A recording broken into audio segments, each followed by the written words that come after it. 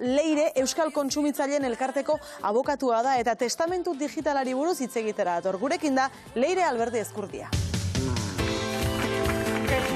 Arratsaldean, Leire. Leire, testamentua. Ze testamentu mota ezagutzen ditugu gaur egun? Bueno, gaur egun kode zibilak bi multzo nagusitan berezte ditu testamentuak, ez? Alde batetik testamentu arruntak, denok ezagutzen ditugunak, irikia, itxia edo holografoa, eta bestetik testamentu bereziak esan dezagun. Zeinek egin ditzazke testamentu berezi hauek, egoera berezian dauden pertsonek. Demagun atzerrian gaudela, itsasoan edota militarrak gehala, ez? Supostu berezi hauentzat testamentu horiekiko genituzke. Eta testamentu digitala non kokatu behar dugu guzti honen erdian? Testamentu digitala testamentua baino esan dezagun aurretiaz aipatu ditudan testamentu horien barruan klausula bezala sartuko genuke. Hau da, zehaztapen espresu bezala, ez? Nik testamentu itxi bat egin nahi balin badet, bertan sartuko nuke klausula berezi hau nire ondare digitala zein den eta nola kudeatu nahi deten, nire oinordekoek nola kudeatu hori azalduz. Josu, kondo azalduz. Baina testamento arrunta eben aipatu izan dugu, inoiz saio hontan jakinda ere ondorengoentzat gauzak errasten ditula. Jende askok eta askok ez du testamenturik egiten.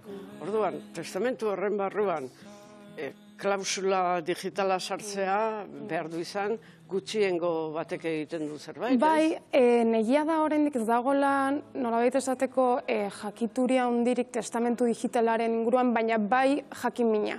Hau da, gero eta pertsona gehiago dira, gaur egun gizartean guztia sarean daukagu, gure datu pertsonal gehienak sarean daude, eta Josuk esan bezala, azkenan aztarna pasibo hori uzten goaz gero eta gehiago, ez? Orduan, lanketa prebio bat bai egin behar dela jendeari esateko, testamentua egitera zoazenean, etxaitela ahaztu, zure ondare digitala ere bertan sartu dezakezula. Eta gaina, komenigarri izango dela, zure oinordekoentzat, edota albazea digitalarentzat. Hori ere azaltzea interesgarria da, figura hori.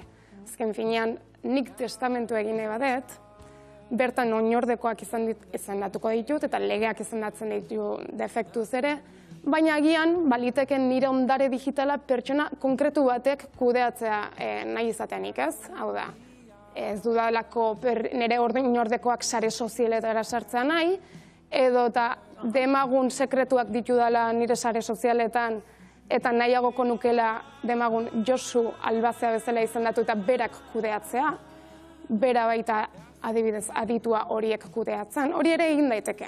Hori ere egin daiteke. Bati usten diozu etxea. Hori da. Eta besteari usten diozu lana.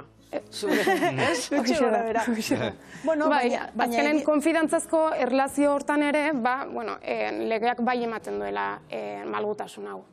Pentsatzen dut kasu honetan orduan, zuk esan duzunaren arabera, ez daukagula zertan familiako bati utzi ondare digitala, ez da aditu bati utz diezaiokegu, gero berak modu noski profesionalean, eta behar den bezala hori ezabatu dezan. Azken finean hori ere oinordekoentzat errestasuna jartzea izan daiteke, ez? Hori esan berri zuen, demagun aizpari uzten diozula, eta aizpa galduta baldin badago mundu honetan, lan desente uzten diozula.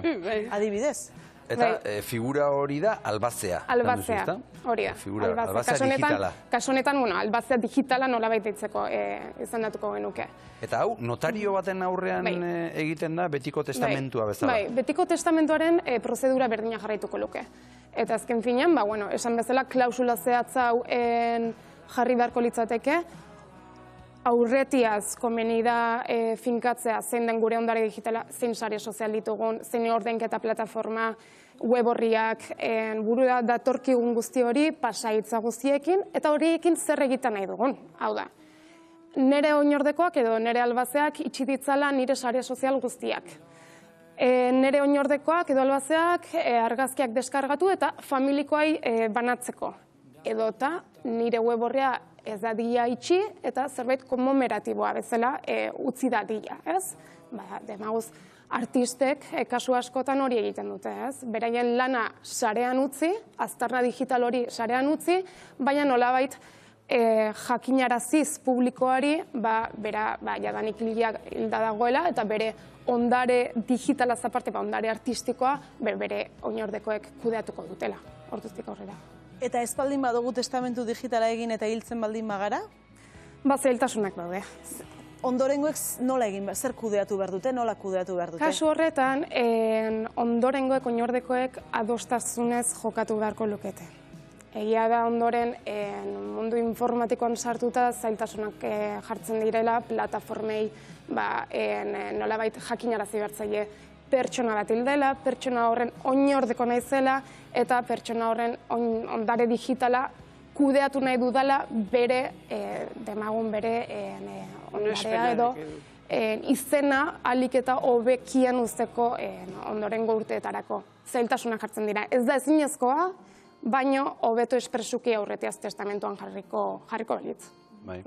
Bai, pertsona jakintxu batek behin esan zuen inorrez dela bezperan hiltzen, baina hau berez ideala izango litzateke bezperan norberak ezabatzea eta listo, ez da? Hori bai, denbora, ez dakit denbora aldetik. Zuk dena kendu eta listo, eta banoa, ez da? Bai, baina beti azte zaizkigu, ez? Oinarrizkoenak badakizkigu zendian, sare sozialak esango genuke gaur egun, baina ordainketa plataformak oso garrantzitsuak dira.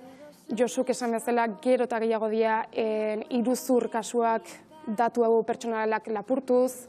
Esan bezala, ordainketa plataforma batek ez daki pertsona hori bizirik dagoen ala hilik eta hortikan gaur egun ematen dian iruzurrak askotarikoak dira. Eta oso zailak jarraitzen.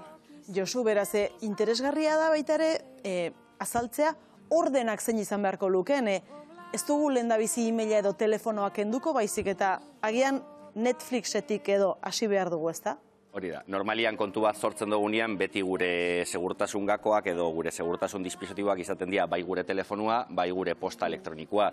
Lehenengoa ezabatzen badugu gure posta elektronikoa edo gure telefonian baten badugu bajan, gero zailtasun gehiago eukiko dugu sartzeko, ze plataforma horiezeko bai segurtasuna gaitik, sartzen zarenean beste dispositibo berri batetik esango zue, bale, bidali dotzut e-mail bat konfirmatzeko edo bidali dotzut SMS bat konfirmatzeko edo autentikazio aplikazioa bidali dotzut notifikazio bat. Orduan, azkenekoa izan biko zan, hori e-maila eta telefonoa. Agian hori ere zehaztu daiteke testamentuan, ez? Hasi ordena pixka bat zehaztu nondik borratzen hasi gauzak. Eta gero, lehirik esan duen moduen, bebai, utzi aldozula beste enpresa batik badauz enpresak espezializauta horretan. Hori esan behar nizun, hemen lanbide bat ikusten dutik hemen, ez da? Badauz gaur egun ja. Bai, gainera hiltzearekin lotura duen denak funtzionatzen du. Hori gertatu egingo da. Baina, pentsatzen hasita, hiltzea pixka perezaren baten du. Baina, enpresak egongo dira, baina ez dira gobernuz kanpoko erakundeak izango. Ordaindu egin zaie. Ordaindu behar dira. Badauz, zu bizirik zauzenean, tresna batzuk errazten dituela lehen komentatu duguna zerrenda biezek egitea eta zelan joen, oinordekuak be, joal dituzte adibidez, Just Delete Me da plataforma bat, sartzen duzu, badaukat Facebook, eta sartzen duzu, bain behar duzu, hau, eta hau. Eta ez badauka dokumentua, eman behar dotzezu, hilketa ziurtagiri bat, eta kontaktuan jarri behar zara formulario honetan. Orduan, lana da zuretzako zuk nahi badozu egitea, baina berez doainikua da. Alternatiba, enpresa bati ordaintzia, berak egiteko. Ederki.